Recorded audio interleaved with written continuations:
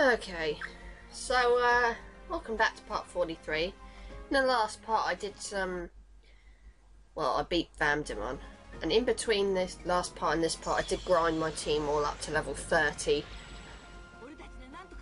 because after all he's like the first beyond perfect Digimon that we're going to take on, and he's not easy. He's not hard. I went into this thinking, oh, this is going to be really, really hard. I'm not going to be able to do this. I remember it well because my brother turned up and he was watching, and I was like, well, I expected this to be a lot harder than what it actually was.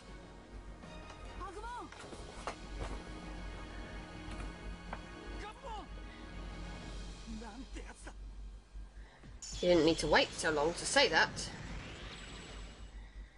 So you gotta go through this long ass cutscene before you actually get a chance to fight Vamdemon. Where the angels come out. Angels, eh? Could have something to do with that prophecy.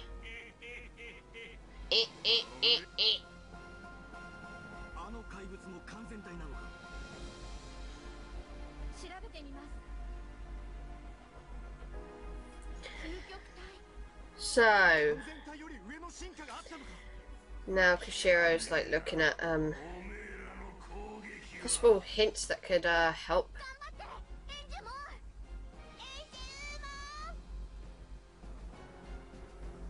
And you know, that would be the prophecy. I'm sorry guys, it's just like 10 o'clock in the morning. I not long ago woke up. I've just been feeling so exhausted lately. Oh boy.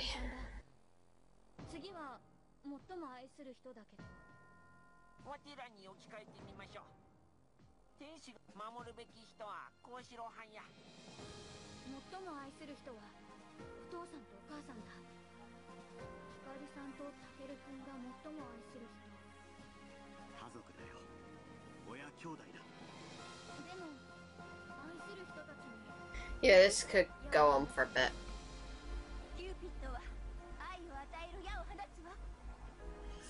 So basically they're explaining the prophecy. There'll be angels that shoot arrows into their loved ones, and it's pretty obvious who it means. The angels protect Takeru and Hikari. The loved ones are their brothers, Taichi and Yamato. What if you get like dead or something? Am I the only one that thought that line was really stupid? Okay, and Yamato ranks up with Hikari. It's kind of random there, because there's no rank up between the rest of them. He doesn't rank up with Takeru. Hikari doesn't rank up with Taichi. That's the only rank up you get. It's kind of random almost. But I suppose at the same time, Hikari's kind of new to this whole rank up thing, so we kind of need to get her ranked up so that she can get her mega form as well. I refuse to call it the ultimate form because I refuse to call the ultimate form the perfect form. And if that made sense to you, then well done. Dead!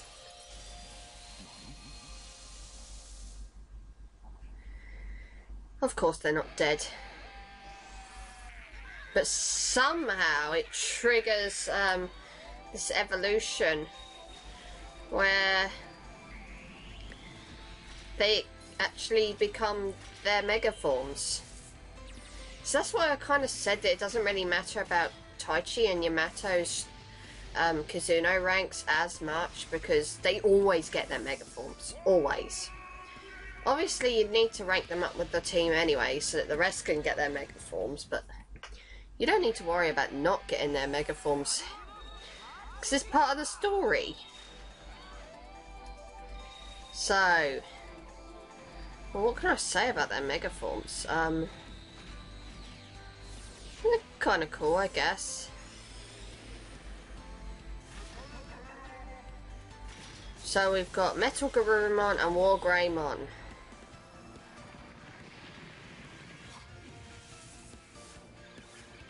And by the way, you're going to see not Metal Garurumon, War Greymon's Digivolution sequence more than once.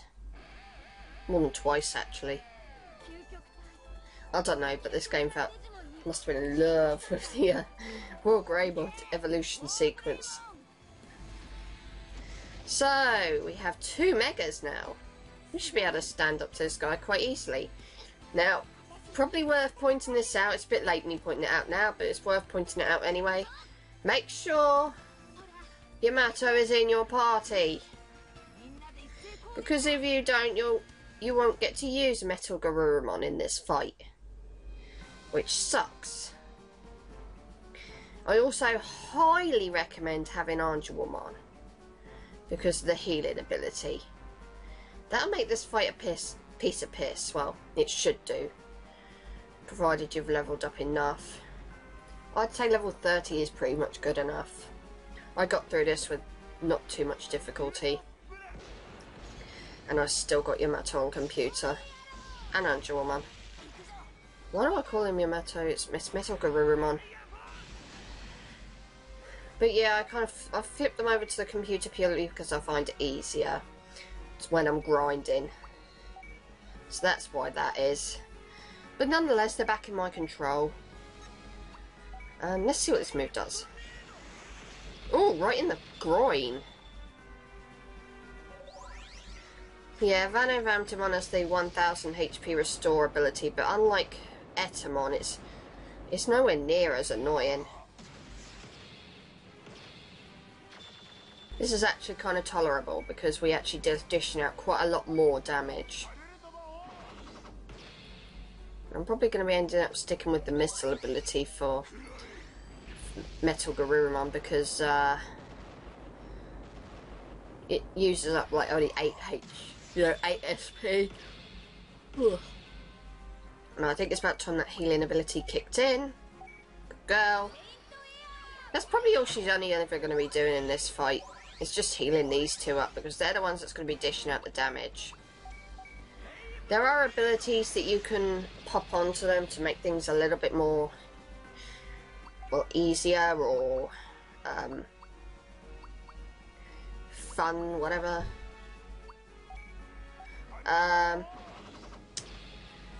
Like attack up, that's a good ability to add, so if he hits you there's a good chance your attack's gonna boost, and that'll probably make it easier to bring him down.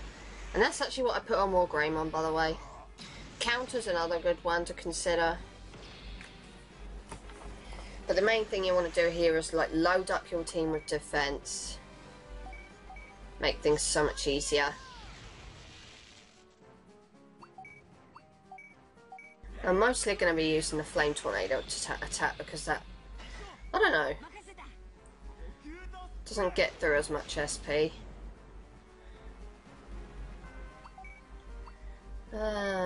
I put defense ups, you know, moves on each of them just in case I need them. But like I say, I tend to massively boost them in everything that I can, really.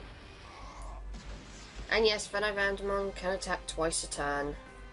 I don't believe that's any different from Vamdemon. But in this fight, it's not so much of a concern. Just keep using Saint Air and we should have no trouble here.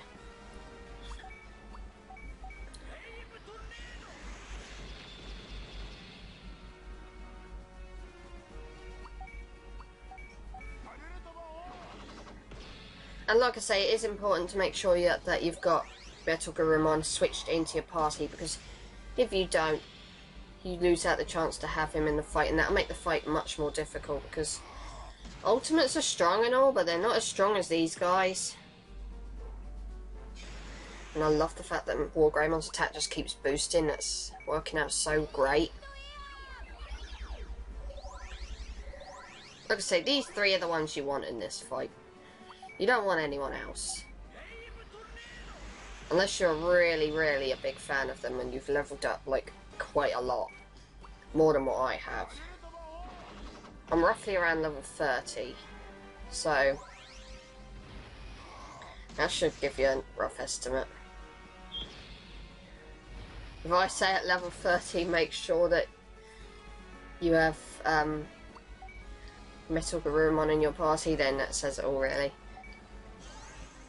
I don't think I've used this attack. This is Heaven's Charm. Doesn't do that much. Okay, I'm just going to keep ramming into his groin with Flame Tornado. And the missile. I could say something about penetration, but there'd be really no point. Crikey. Ah! Well, that was lucky. Wargreymon and Metal Garurumon have the defences to stand up to it. Angelmon does not. I think I'd probably be sensible enough to use a defence up on her, because she is my healer and I don't want to lose her. Oy vey. See what this does. Oh, it's that move again. We know what that move does.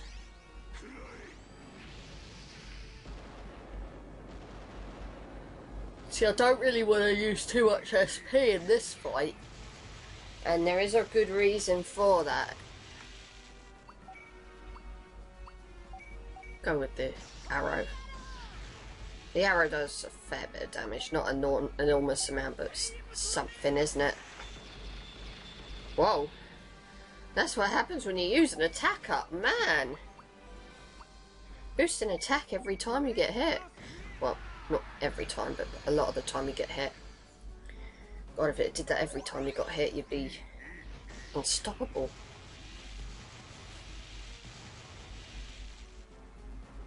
See, look at that. You can't stand up against Wargreymon, you motherfucker. Okay, heal again. You can't stop me. I've got the ultimate healer. Well, she's not the ultimate healer, but she will be later on in the game if I play my cards right. And that's that. But seriously, attack up. The attack up ability, which boosts attack every, if you get hit. Such a useful ability. I highly recommend using it in this fight. And I'm so glad that those two leveled up, because that's going to make things so much easier. Would have been nice if Taemon leveled up as well, but hey ho, what you're going to do? You can't always have your own way. Would be nice, but you can't always have your own way.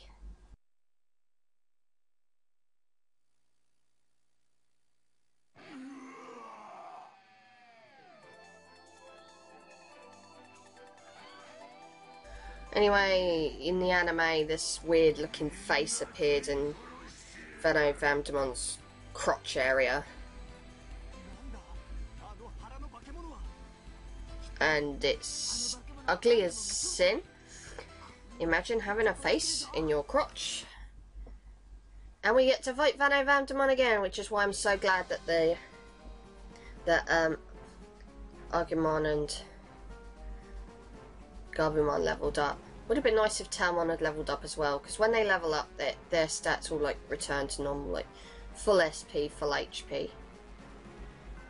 As of this fight, Angelmon only has the SP she was left with after the last fight, so that might be a problem. It might not be. Anyway, what's the difference between this fight and the last fight with Vamdemon? Well, he's got an attack that's a lot more powerful. So you've got to keep your eyes peeled for that. Because if it's like a crotch laser. If he hits you with it, it's 10 times more powerful. Other than that, there's really not much. It's not that crotch laser, by the way. You just keep boosting your attack, buddy. When's he going to use the other crotch laser?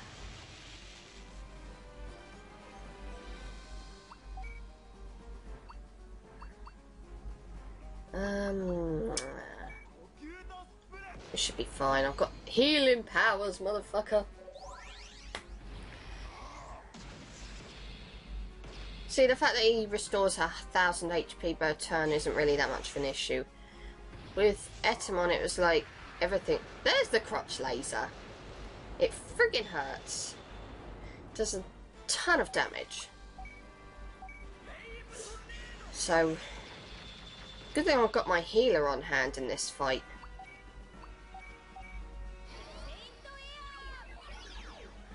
That should boost things back up. You and your penis laser of doom.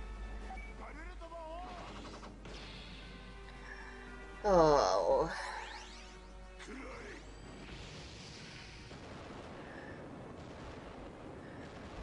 But yeah, like I said, Etamon was easily the more annoying fight, because it was like whenever you dished that damage, he'd instantly gain health back, which was really irritating. Heal again, for Metal Garurumon's sake more than anyone else. Because man, he's taken a lot of damage from that crotch laser. Perhaps it would be sensible for me to actually employ the defense up. But of course not. Why would I bloody do that? That's too much. That requires too much common sense. And now he's just going to keep using that crotch laser. Because he knows he's getting somewhere with it. Oh god, 2 crotch lasers. It's a good thing I loaded Wargreymon up with defense.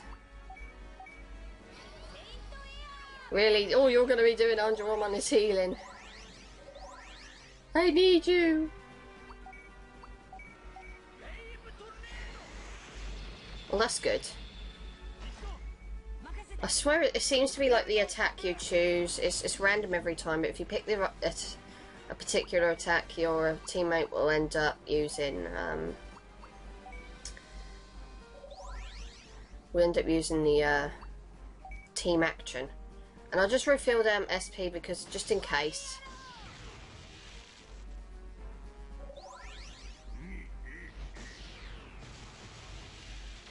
Okay, well, that doesn't do very much. It's not the crotch laser, I can live with that. The crotch laser is a bitch to deal with. And all you're doing is boosting Wargreymond's attack. It's going to make it so much easier for him to take you out. You stupid prick. Take this. Also worth noting, I think I have an ability slapped onto Angelomon as well. I think it's the ability that enables her to, if she gets knocked out, she will come back with 1000 HP. It would mean having to heal her, but it's better than having her knocked out for good, you know? Especially given she's my healer. I need my healer. Well, that works out quite nicely. I love the fact that team action doesn't use any SP. Some more healing. I swear to God, it feels like I'm really abusing it, but it's tough shit, that's what she's there for. Whoa. We're actually doing quite well here. Well, I am. Well, we are, but whatever, who cares? This fight's going quite well. So I'm going to boost defense on Angelomon because I need her in this fight. She's my healer, damn it!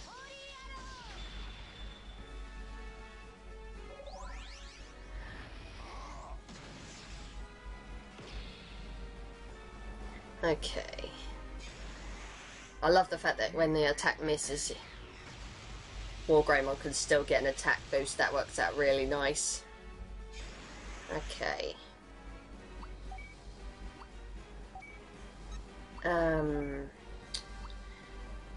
Yeah, I'm actually going to be sensible now and boost defense.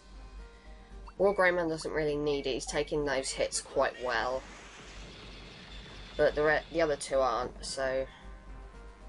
Not in my book.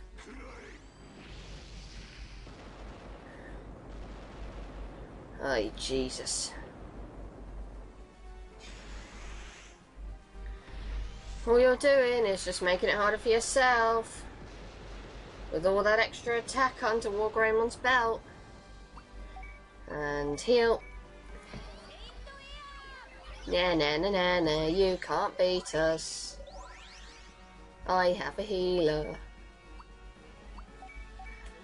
Let's see what this does. Got plenty of SP. And he's nearly down, so... What's the problem? Look at that.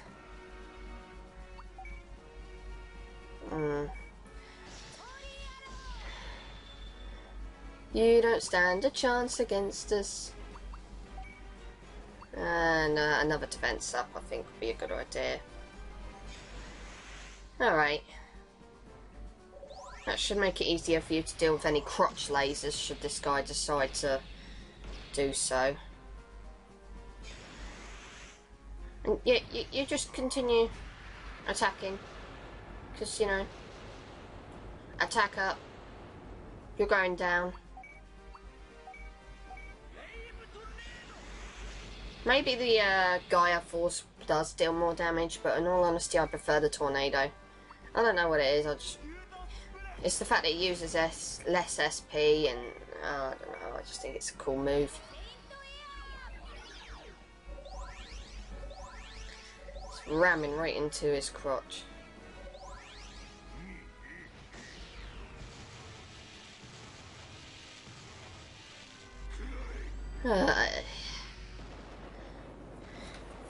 In all honesty, for the first Mega of the game, he's not that hard to take down. It's just, like I say, making sure you're prepared with the right sort of Digi-chips on your Digimon. Making sure Garbumon's in your party, and Arjawamon. Because those guys are really important, I think, to this fight. We should be fine, and that'll enable us to... Yeah! Gaia Force!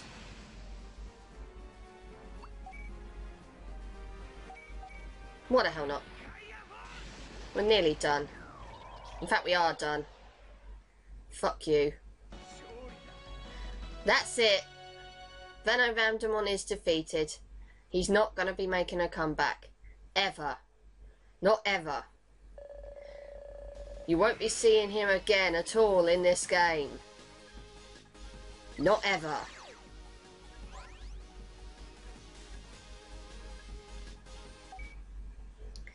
There's not going to be like a moment later on in the game where you have to fight all the Megas again, because that would be silly.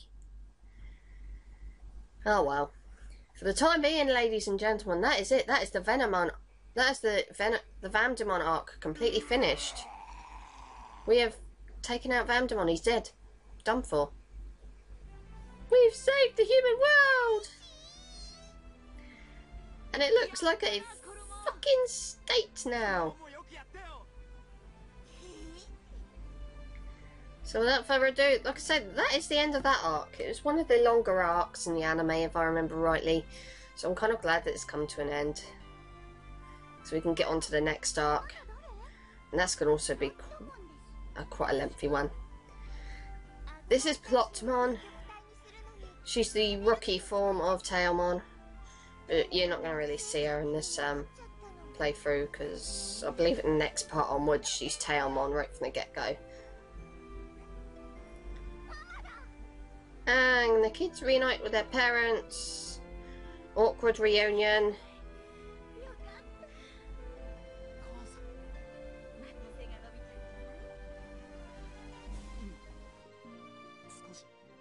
Awkward reunion between divorced parents.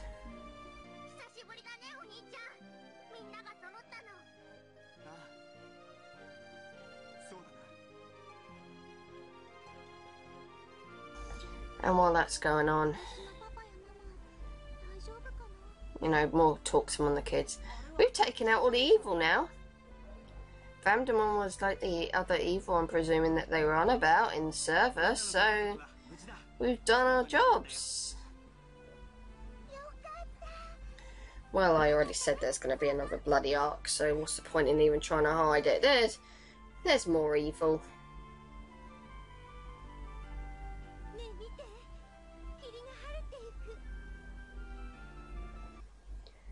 And... oh my god. What you're looking at there is the digital world. And it's...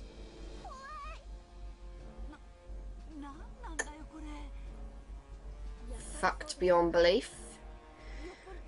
Because the time is kind of like screwed up.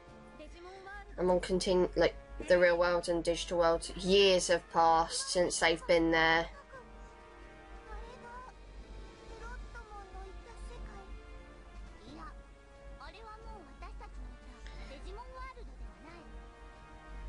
So the kids have no choice. There's evidently something going on up there, and it's affecting the real world as well, so they've got to go back and sort it out.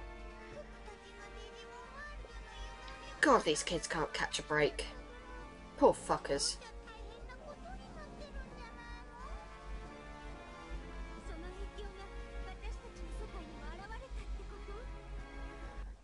Right, so these guys have no choice, they have to go back. It's a saving the world thing.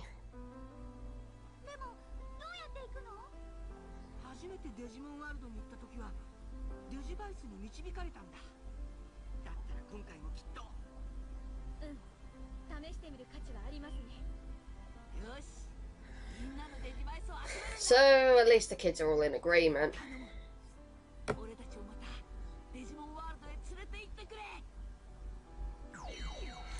And so they summon a rainbow! Where's the gold? No, this is like the link to the digital world.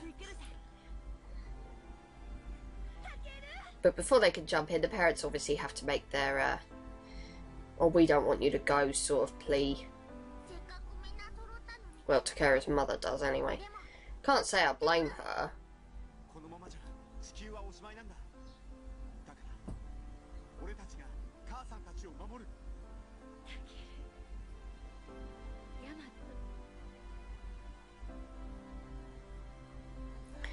So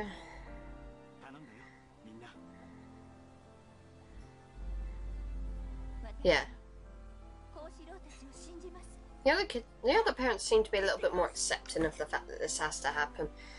So the kids are on their way and they rise upwards, saying farewell to their parents as they fly away.